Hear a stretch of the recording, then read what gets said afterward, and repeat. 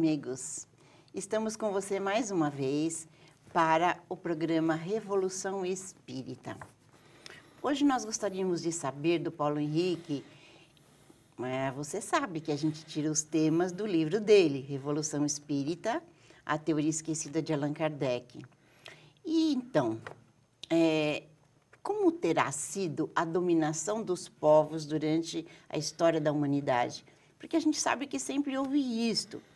Então, dentro deste tema, né, a história da dominação dos povos, o que você me diz, Paulo Henrique, em relação à sua pesquisa, em relação ao Espiritismo, para que os nossos amigos possam ter uma informação maior sobre esse assunto?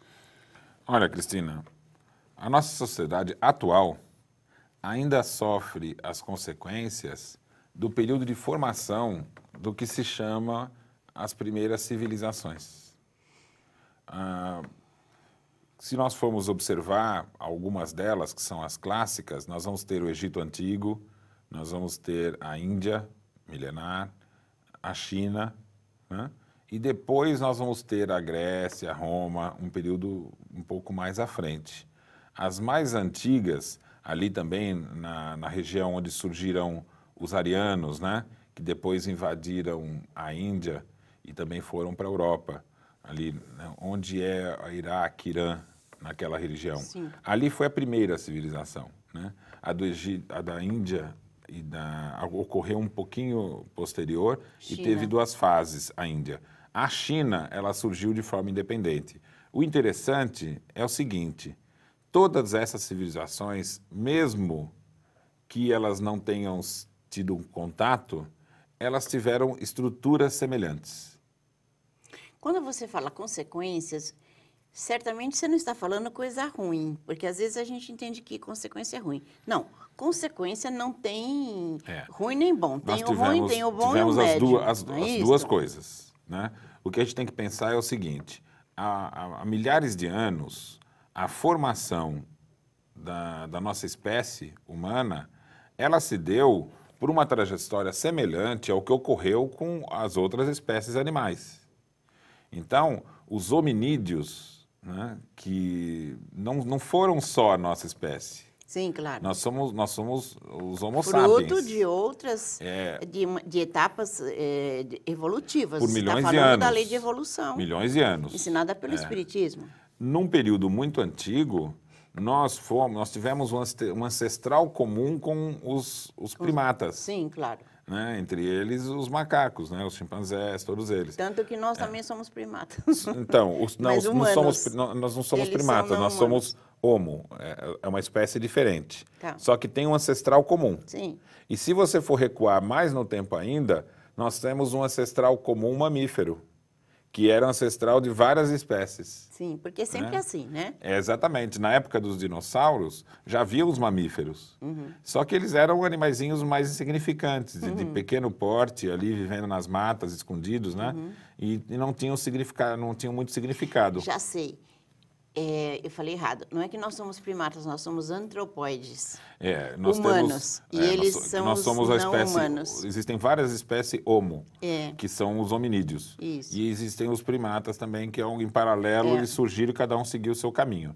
Bom, o que acontece foi o seguinte, há alguns milhares de anos, os humanos no planeta, eles viviam por meio dos instintos sociais.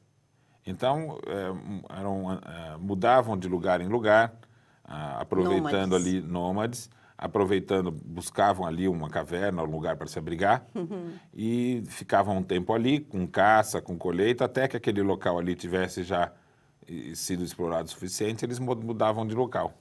Então, essa era uma característica do ser humano. E a sobrevivência, então, dos humanos era instintiva. Os animais sobrevivem, integrados à natureza.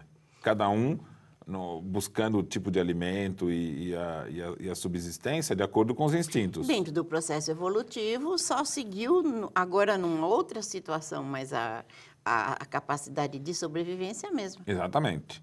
E em determinado momento, alguns milhares de anos atrás, esse panorama se alterou e surgiu a civilização. Você vê que a civilização ela surge com alto custo.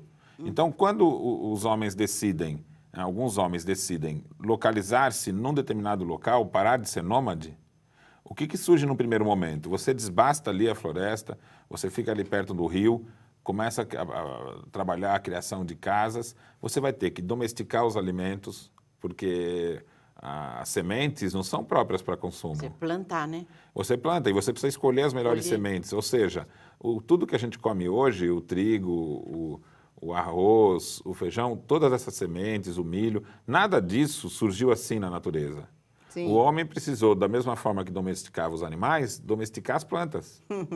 Então, escolhendo as melhores sementes para poder que elas tivessem um recurso melhor para a alimentação. Isso depois de entender que precisava plantar, né? Então, porque esse é um grande mistério. O nômade não sabia isso. Então, o grande mistério é assim, por que surge uma elite ali que enfrenta as circunstâncias tão difíceis de se estabelecer em sociedade diante de um passado nômade, como qualquer outro animal? Sim. Esse é o grande mistério. Por que não prosseguiu o nômade, né?